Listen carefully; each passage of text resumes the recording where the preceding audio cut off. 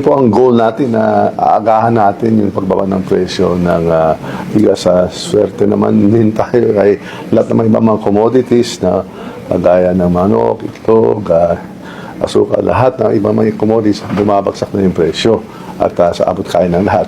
Yung goal na lang natin ay yung bigas at saka yung baboy. At may kasundo na ngayon dito ngayong araw na to with the DA that the House of Representatives is fully behind the Secretary of Agriculture in the President's program to bring down the price of basic commodities such as rice and of course now pork.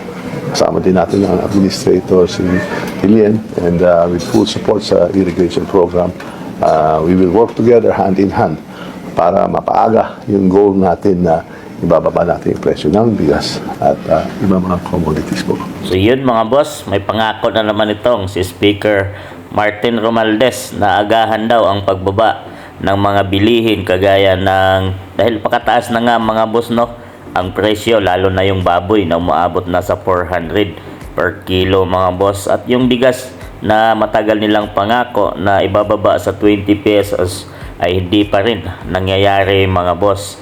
So magkano na nga ba ang mga presyohan ng mga itlog, asukal o mga baboy mga boss at bigas dyan sa inyong mga lugar? Comment nyo dyan mga boss, dahil iba-iba ang mga presyo sa bawat lugar kagaya ng mga probinsya at mas lalong mahal dito nga sa Maynila mga boss.